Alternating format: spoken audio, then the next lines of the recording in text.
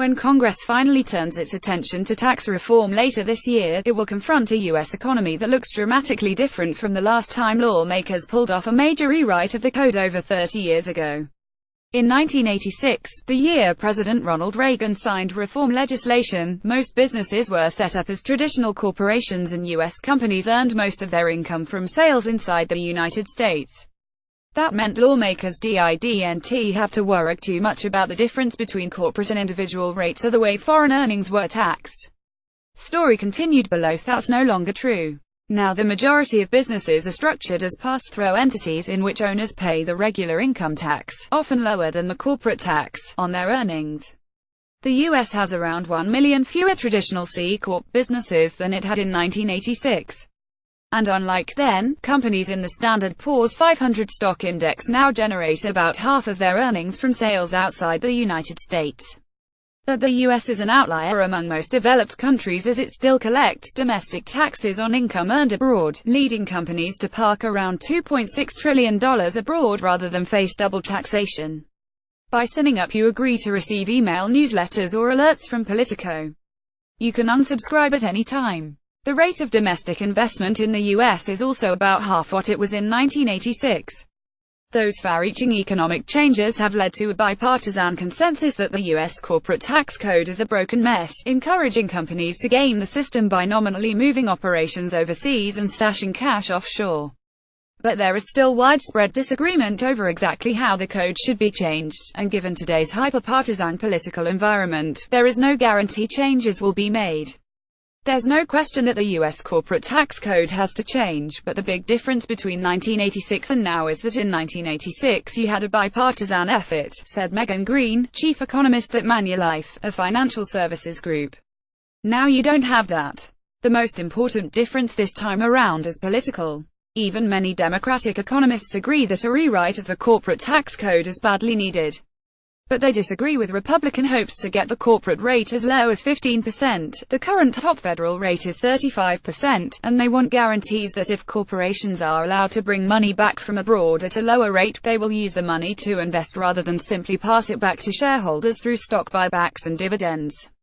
They also want to be sure that tax cuts for corporations do not add to deficits.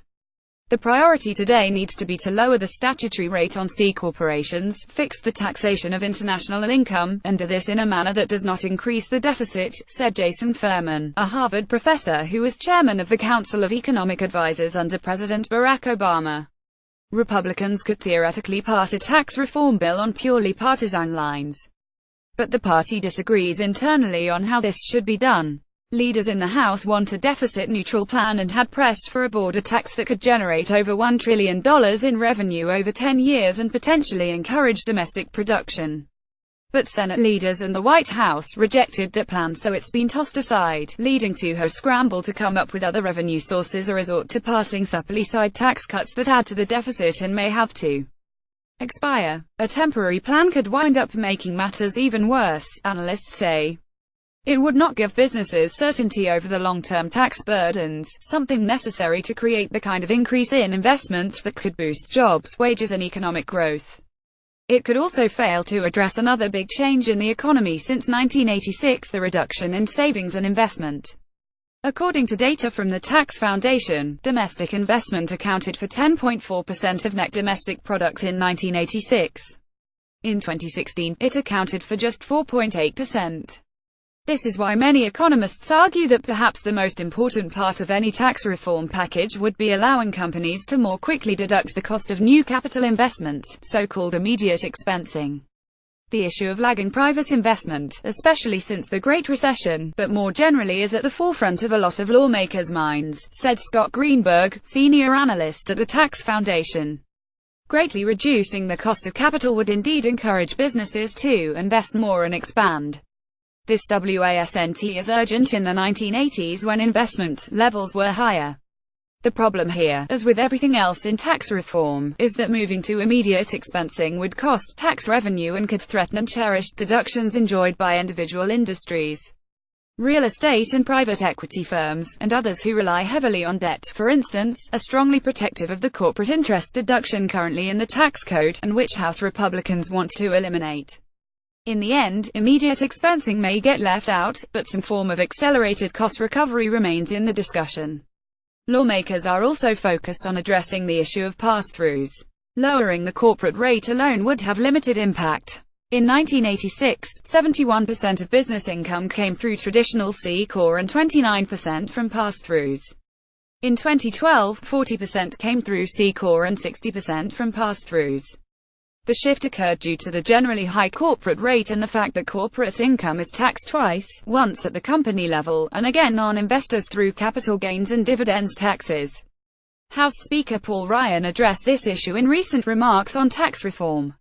You can't just lower the rate for corporations, which is in America 20%, 10% in Wisconsin, he said. You have to lower the rates for everybody across the board. White House National Economic Council Director Gary Cohn is spending a good deal of his time trying to figure out what to do about pass-throughs. We've gotten an enormous amount of feedback in the pass-through space, Cohn said at a White House meeting recently. We still haven't figured out what exactly to do with pass-throughs. It's also on the minds of members of Congress. The sizable pass-through community can't be left out of the process, said Rep. Vern Buchanan RFLA, who has a bill to equalize tax rates for pass-throughs and corporations. In the private sector, he ran a corporate business that he ultimately reorganized as a pass-through. You restructure these companies, partly because the tax code changes and your lawyers and CPAs say this makes more sense, said Buchanan, a member of the Ways and Means Committee.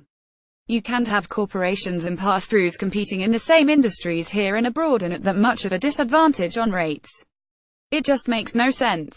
But the pass-through issue again leads to partisan disputes. Democrats are strongly opposed to Trump's proposal to apply a 15% rate to both traditional corporations and pass-throughs, arguing it would be a massive tax cut for wealthy individuals and would create significant tax avoidance among those seeking to reclassify non-business wage income as pass-through income. The administration has suggested it would come up with ways to make it harder for individuals to game the system but has yet to offer specifics. Existing proposals to address the problem are all complex and fraught with potential problems, according to Greenberg. All this means that when lawmakers are thinking about tax reform they are essentially having to juggle two separate tax codes at once, Greenberg said. And any kind of reform bill will have to be a complicated balancing act of how best to approach both types of business form. It's a hard phenomenon to deal with. Despite the internal fighting, Republicans in Congress remain convinced that modernizing the tax code would lead to better standing for the U.S. in an economy that's far more global in nature than 3 decades ago.